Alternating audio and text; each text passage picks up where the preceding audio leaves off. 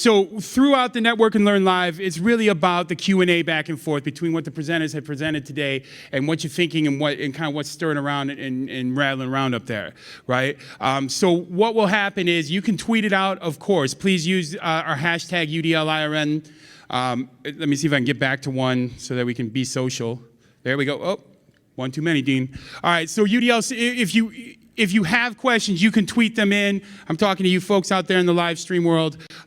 You can tweet them in using the hashtag UDLIRN, and we'll grab some of those. If you are here, we got Sue back there, and I will run around. Well, actually, I'm going to pass the mic to them. But we'll run around. We'll get you a mic so you can ask your questions, okay? Does that sound good? It's a simple Q&A protocol with a panel. All right. So I'm going to pass the mic to them. Who's got questions? And about anything that you want to talk about. In fact, what I would love you guys to do first is just kind of remind everybody what you had talked about. All right, I'm going to pass it to you. Hi, you guys saw me this morning. So I was talking about staying true to UDL, staying true to our mission of making education work for every learner in every environment, and really reflecting on who you are, your practices, what you believe, and how those beliefs drive your practices, and just sort of knowing that you might have some deep-rooted beliefs that haven't quite moved yet, and that you have to be really cognizant of those and how they come out in your interactions and in your design. I don't know if I remember this morning, but what are we talking? Yeah, so I always try to take the brain perspective on learning. So I definitely tried to bring, I actually think I built or aligned with what Joni was talking about, in that when we design our environments, we're telling a story. And that story is often one of labeled disabilities and one of disengagement. And I'm really encouraging us to use UDL to change those stories by our design. We have the power, the ability to make those changes, and we don't make them. And we have brain science, again, that's backing universal design for learning, that's backing choices that we make, and let's have that conversation between the brain science and practitioners and make change. I think I'm having the same desire at this point to say, let's stop just talking about it and let's just do it, which I think is also what you were saying. Yeah, I mean, you just heard me talk, so I don't need to reiterate that, but a lot of the times, like my area, I would say, of expertise in UDL is more of the brass tacks. How do you roll it out in a classroom, in a school, in a district? So I do a lot of the work with the actual implementation of UDL. Allison is much stronger at the brain-based, and Joni I always recommend for like the social, emotional, cultural aspect.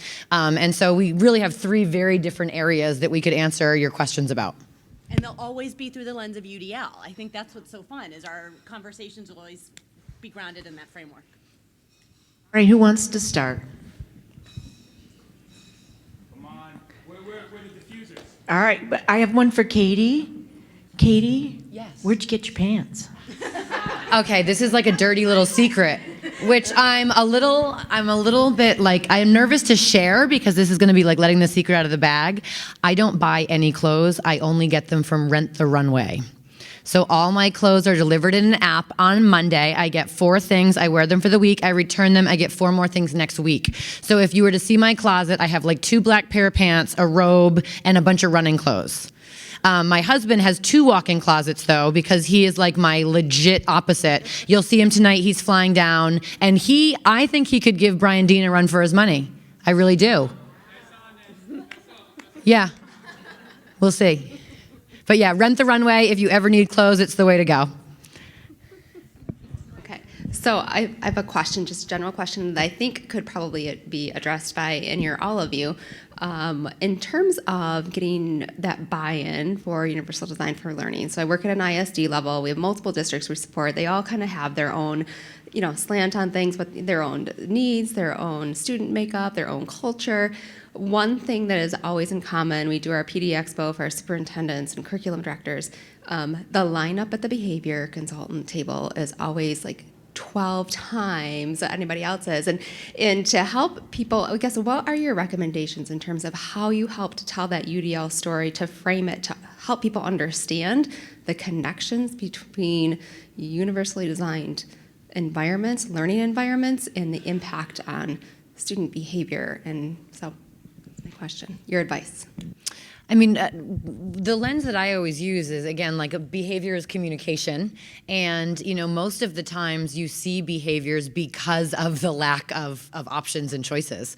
And so when you're thinking about like a multi-tiered system, of which UDL is the bedrock or the foundation of, it sits and intertwines and braids with this concept of PBIS, which is universally designed behavior management, and universally designed social emotional learning. And when we're really proactive about providing all students with the knowledge and skills that they need to be challenged and to create a strategy and to be independent, a lot of the times you'll see some really significant behavioral changes immediately, because in all honesty, if you asked me to sit down for 6 hours and listen to someone, I would misbehave. And I'm not trying to be fresh, it's like I was not a great student. It didn't work for me great. I was compliant enough, but the same opportunity, if you were to say you can pick what you want to study and you can work with people and you can be comfortable, like I would have been like your biggest fan. And so, I think a lot of the behavior is actually communicating that like what is happening in this room is not working for me.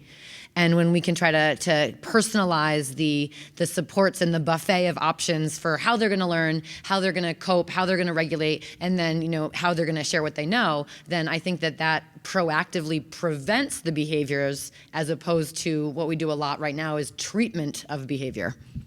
Yeah, and it just brought to mind, there's a district in Massachusetts, Revere, Massachusetts, and we worked for the first time 4 years ago now, and that district decided that they would do one thing. And sorry, it wasn't a district, it was a middle school.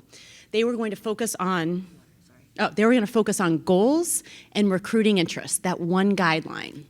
And over the course of the year, that's what their teachers focused on. And they ended up getting unintentional data that has blown us away. And that's that the number of referrals to special ed dropped. The number of students out of class dropped. The number of times students left to go to the bathroom dropped because students wanted to be in class. So you don't even have to approach the entire UDL guidelines. And they're more than happy to share their data with you, because they just said, we worked on this year. Here was the data, and then whoosh.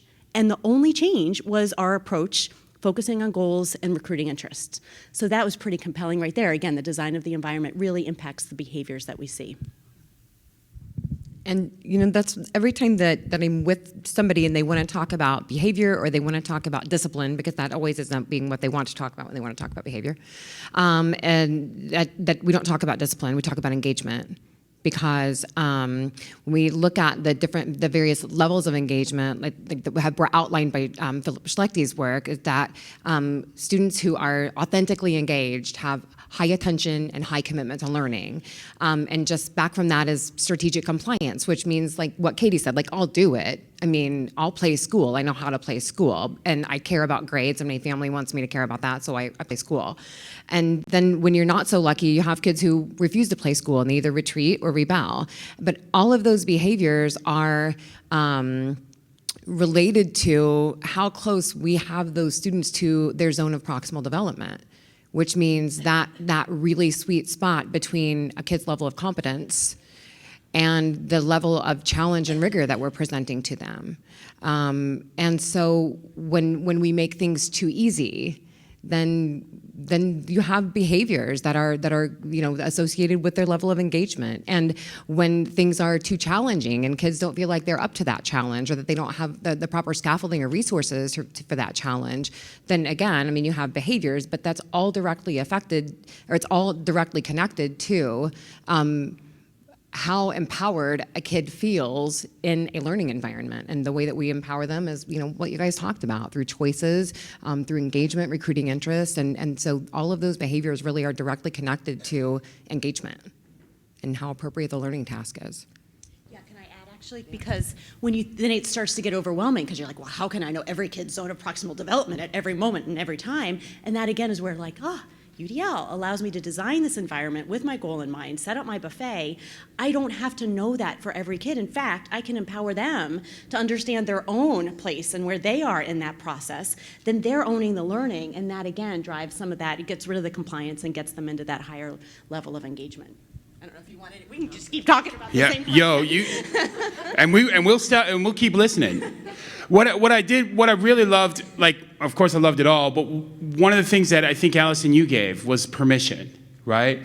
To not try to boil the whole ocean, right? I don't know if Joy's here, but that's one of my favorite quotes from her. Don't try to boil the ocean. It's huge, right?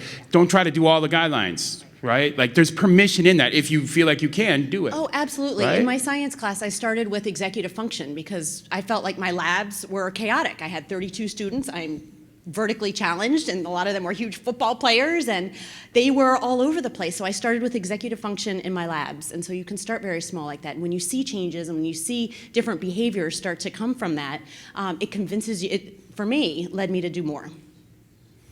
That's fantastic. Who else has got a question? Who else got something they need to ask? Here we go. If you could just give your name and then your question. I'm Barb Chase from Littleton, New Hampshire. I was very inspired by all three of you. Katie, you really touched on where the disability lies. I work in a self-contained life skills program.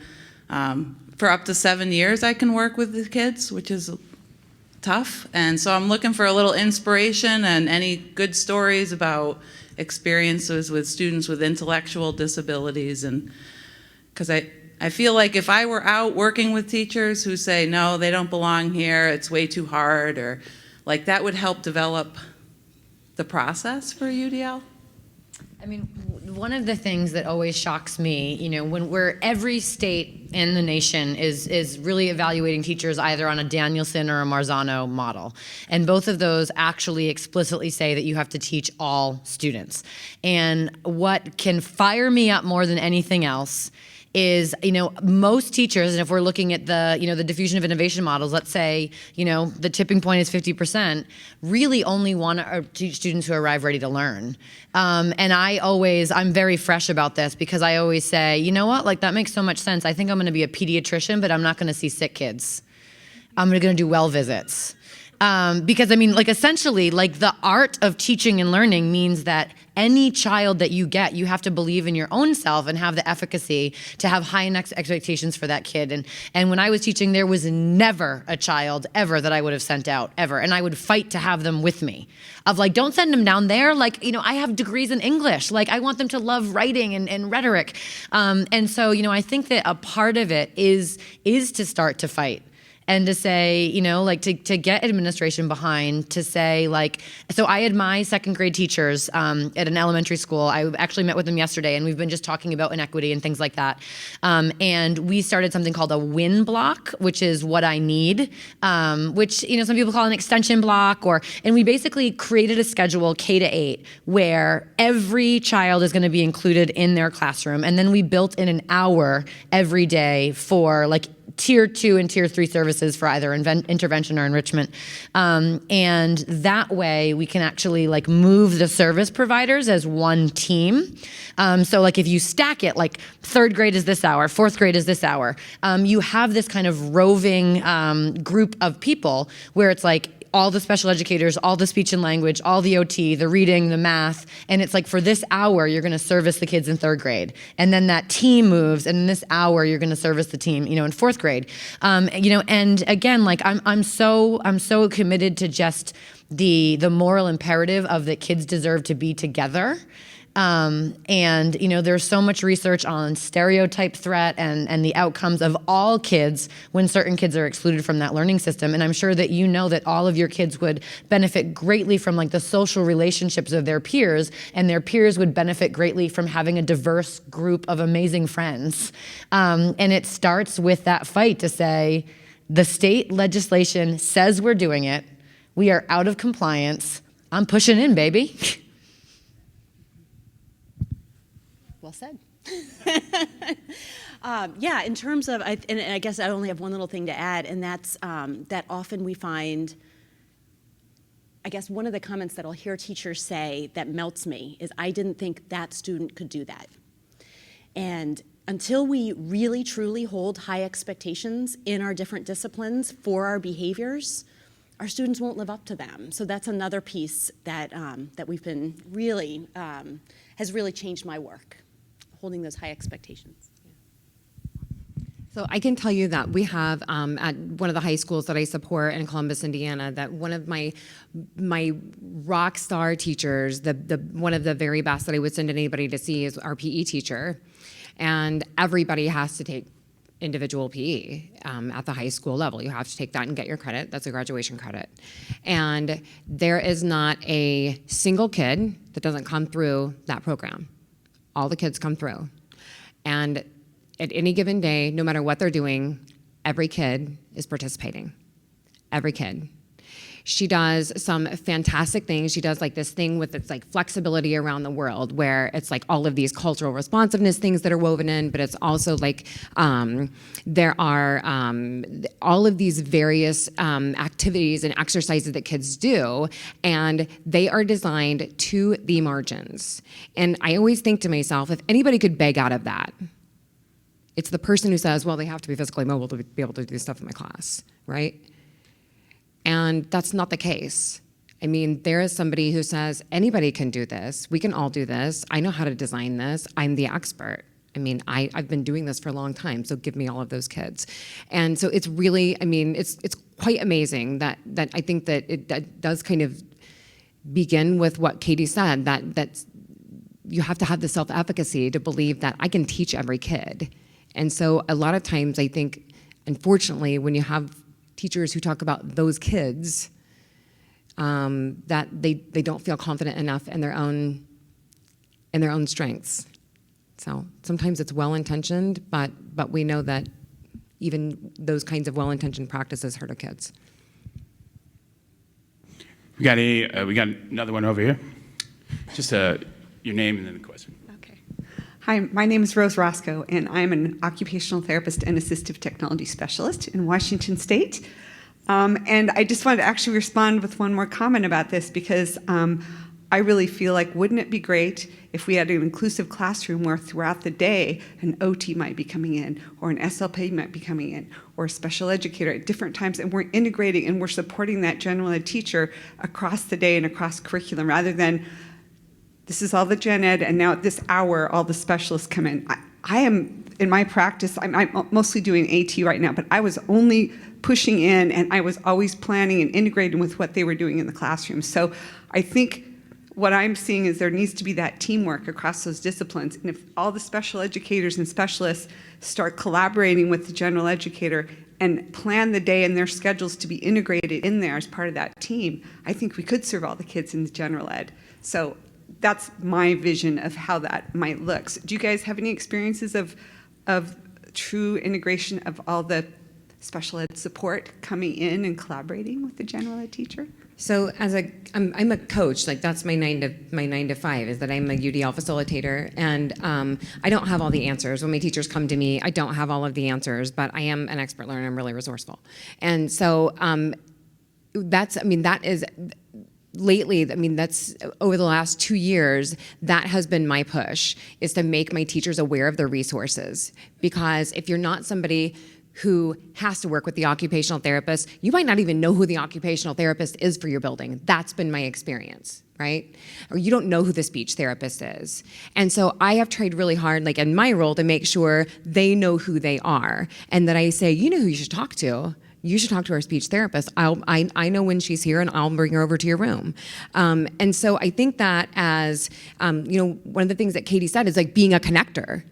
And I think part of that is making people aware of, like, you know who you should talk to. Like, these are your resources right here in this building who can make education work for all kids in your room and keep your kids here. And again, what we know is that the students who have to work with the occupational therapist, okay, that's fine. But when the occupational therapist is part of the design, all of the kids in that environment are going to benefit from that design. So I think that as teachers, educators, administrators, that whatever your role is, I think a big part of that is making people aware of what their resources are. Yeah, and there was a description of a student who was trying to stay tested in to special education so that he could continue to work, because he liked working one-on-one with the teacher. Well, why wouldn't a one-on-one opportunity to work with an educator be available to all learners from the beginning? So I again think it goes back to the structures that we often have in place are old, and I don't really know why we have them. I think we all just kind of fell into them and their routine, and we do them. So some of these opportunities to get to work with, I would love to work with an occupational therapist someday. I would love for my kids to have the opportunity to learn some of those skills. Again, thinking about why are we labeling and isolating that only to certain students in certain environments, removing them from the context. So I think it would be re-envisioning the way that we support all students. Yeah. And I can speak to this a lot as a district level administrator because I think that that's the vision. And there's so many alterable variables that will take a while to align to that vision. So what we were dealing with when we did a needs assessment, so myself, Dr. Kristen Rodriguez, we worked together at Groton Dunstable, and we did a big needs assessment, and you're like, what are all the issues here, you know? And from there, what we really tried to avoid is this concept of like pulling kids out, separating kids, getting rid of the small group math, the small group ELA, the pull-out models. And so we have a 5-year district strategy that addresses things like staffing, because right now, in order to align to all of the grids on the IEPs, we do not have enough staff to push into all of those. There's just, we have 1 OT for the elementary school, many different grades. We're trying to move to proportional scheduling, so we don't want to cluster schedule any students. We're really trying to make it as inclusive as possible, so you're looking at just a random, assignment of kids, because sometimes you'll end up having a class that we say is inclusive and has 12 students with IEPs and 10 students, and I'm like, that's not an inclusive classroom.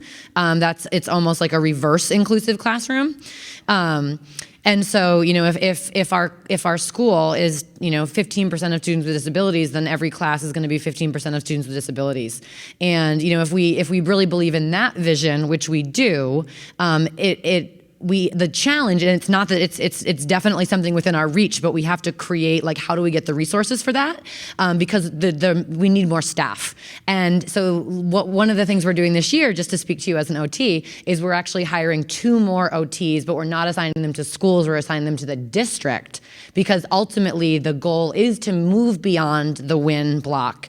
But the WIN block, at least all the kids to be proportionally scheduled and learning together in Tier 1. But we are at the very beginning of our journey to, like, what does a truly robust, inclusive classroom look like? And I would agree that it's, this concept of all educators connecting, all educators informing each other of their expertise. Like, I have a really strong background in English, you have a really strong background in OT, you have a really strong background in specialized service. Like, why aren't we all co-planning every day? And that's what we're trying to get to. And a part of that, which is really exciting, is what are all the barriers we have to eliminate, which is just kind of the UDL leadership way, which is we have to renegotiate teacher contracts, we have to change the school calendar to get more PD. That was one of our greatest joys when we came to the district. We got 18 and a half hours of professional development a year. We said, what's the barrier to UDL? Everyone says, we don't have enough time to learn about it, we don't know what it is, and we're like, okay, we can eliminate that barrier, we just need more time. Okay? The problem is never, ever, ever resources, it's always resourcefulness.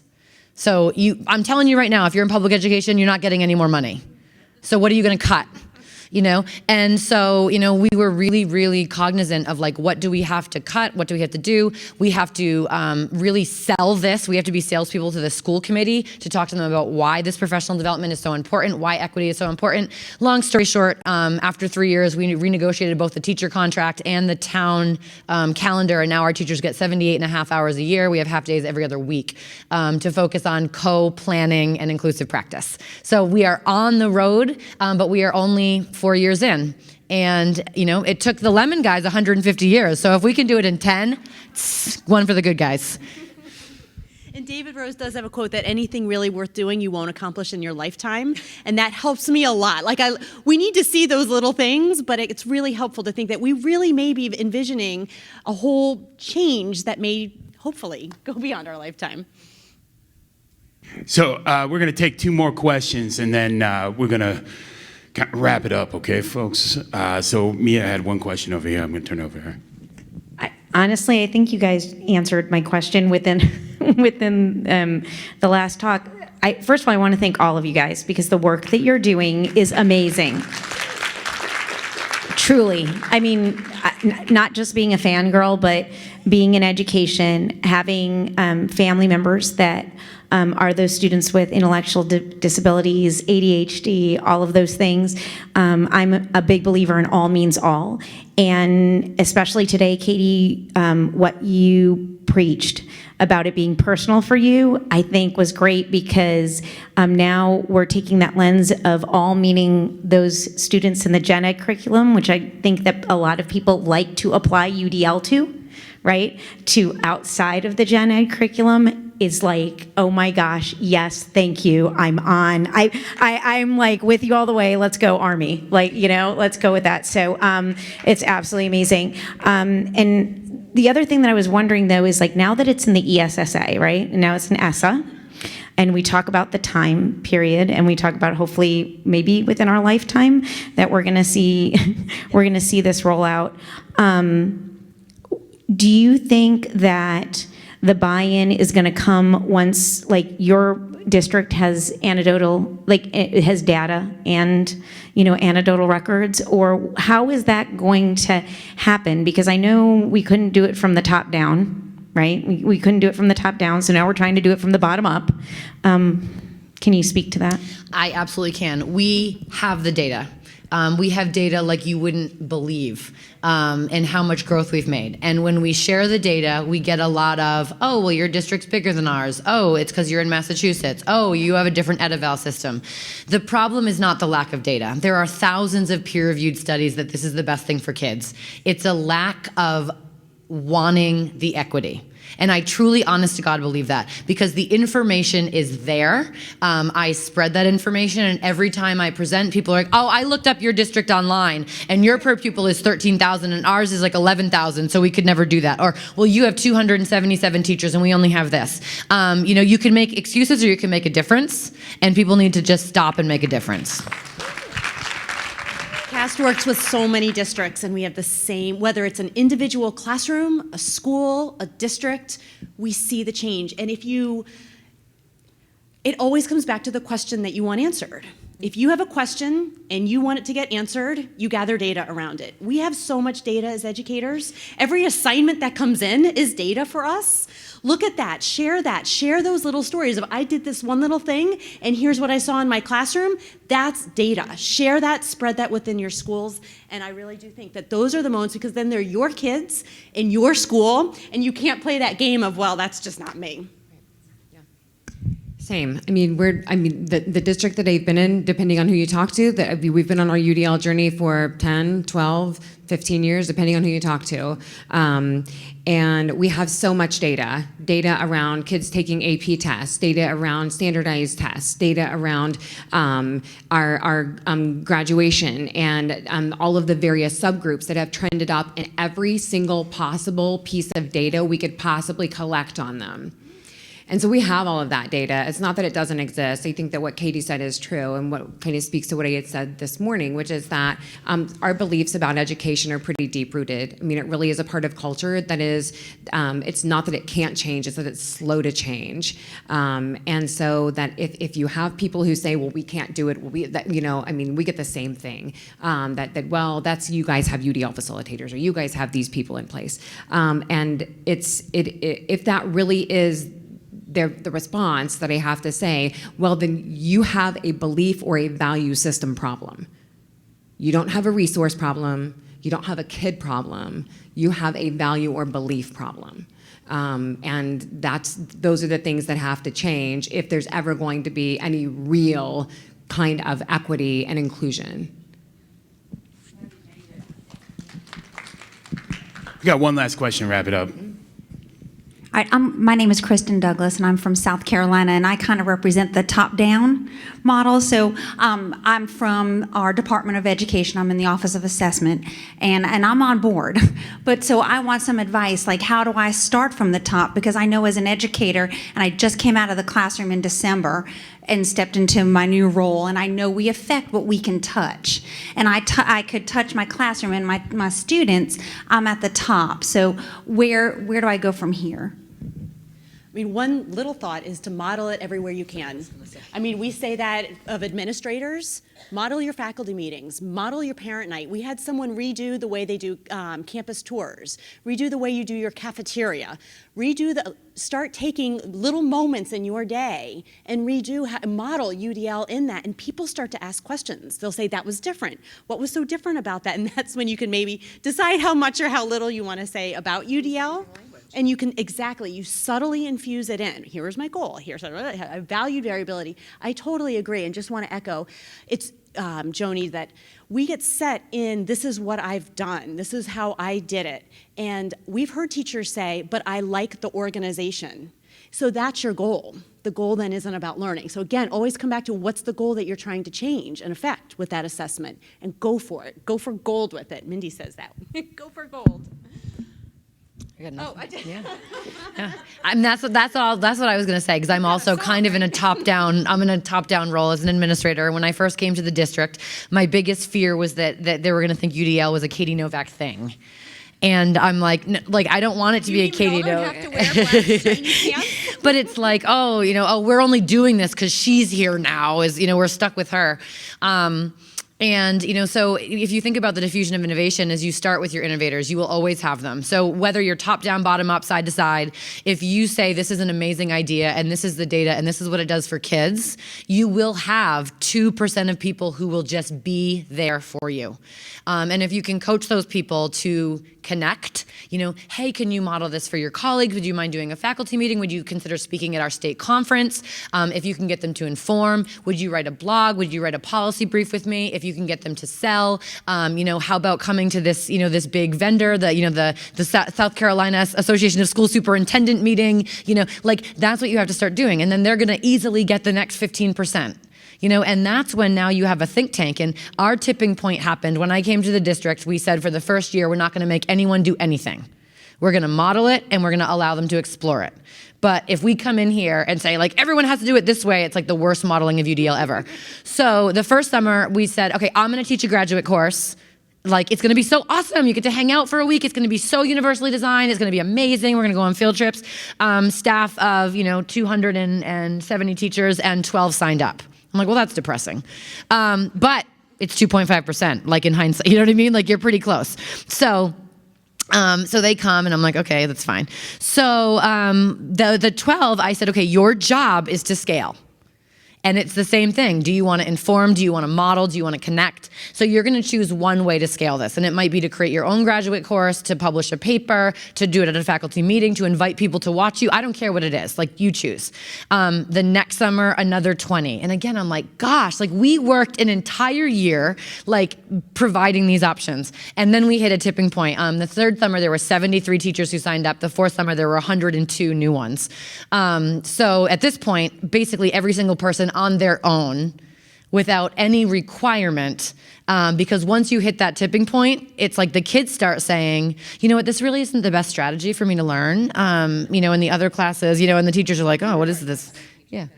What is this thing that's happening? And we still have a long way to go. I mean, we've made a very beautiful journey, and in no ways would I say that, it's all beautifully universally designed all the time, but I can very safely say that really people are committed to taking the risk of trying.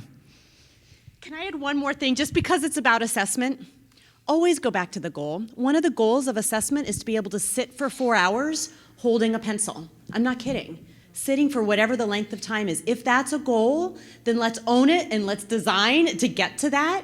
But if the goal is reading comprehension, make sure that that's what the assessment is measuring. And I think that's one of my biggest frustrations about assessments, whether it's a small one that I'm doing in a classroom or a large-scale state one, is make sure that it's aligning with the goal, so then we know how to scaffold to it. Wow. Thank you very much. Everybody, give it up. Give it up. Powerful, powerful individuals.